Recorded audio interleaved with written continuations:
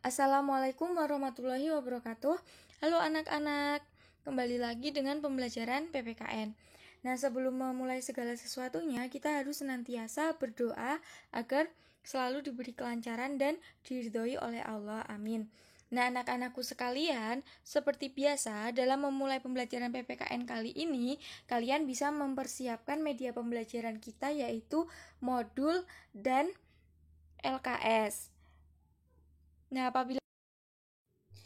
anak-anakku sekalian, kali ini kita akan membahas tentang 3 materi, yaitu makna tiap alinianya, pokok pikiran pembukaan, dan sikap positif terhadap pokok pikiran pembukaan.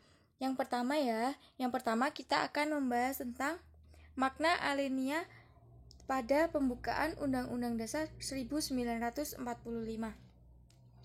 Jadi anak-anak, makna dari tiap-tiap alineanya yaitu yang pertama. Untuk alinea pertama bunyinya bahwa sesungguhnya kemerdekaan itu ialah hak segala bangsa dan oleh sebab itu maka penjajahan di atas dunia harus dihapuskan karena tidak sesuai dengan peri kemanusiaan dan peri keadilan.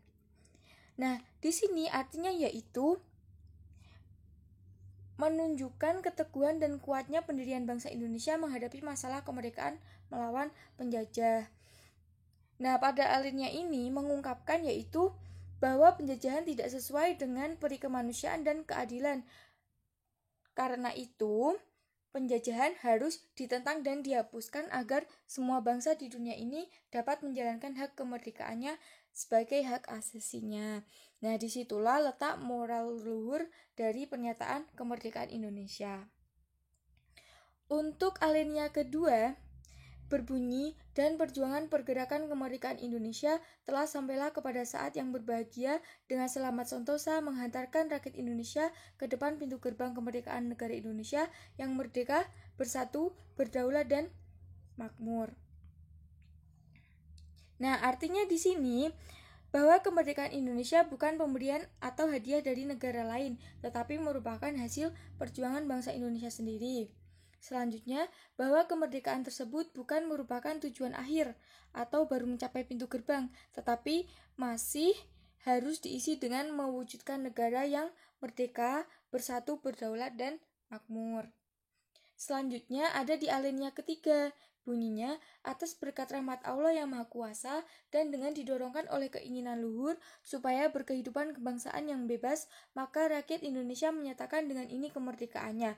Nah, di sini memiliki arti bahwa alinea ini memiliki motivasi spiritual yang luhur dan mengilhami proklamasi kemerdekaan serta menunjukkan pula ketakwaan bangsa Indonesia terhadap Tuhan Yang Maha Esa.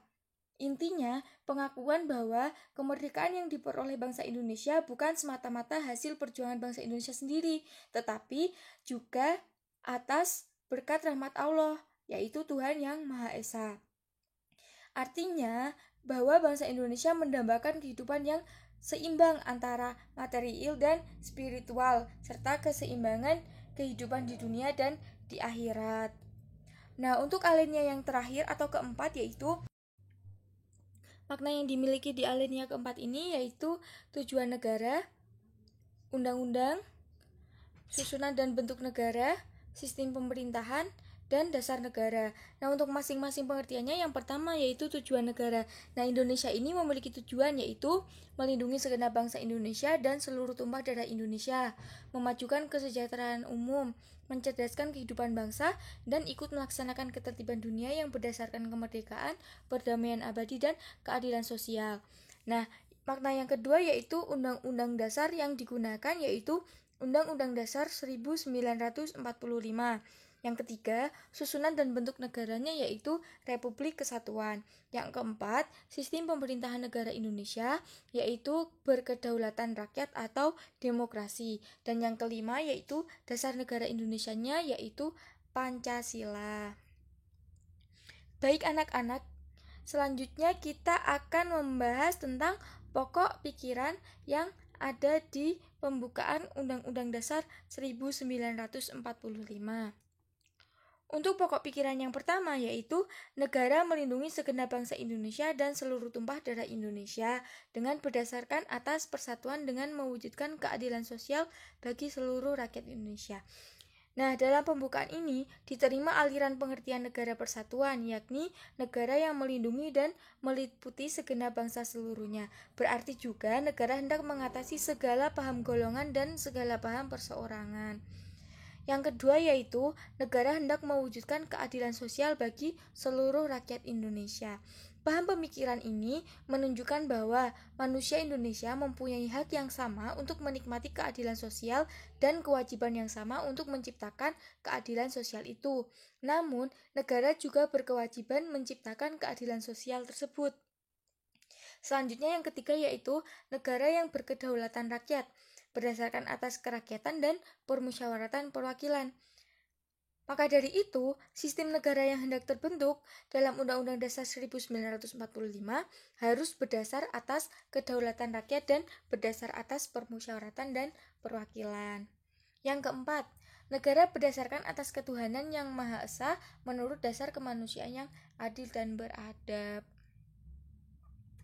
Itu anak-anak yang bisa saya sampaikan tentang pokok pikiran. Selanjutnya kita akan membahas tentang sikap positif terhadap pokok pikiran dalam pembukaan Undang-Undang 1945. Di sini pokok pikirannya ada persatuan, keadilan sosial, kedaulatan rakyat, dan ketuhanan. Kalian bisa membacanya.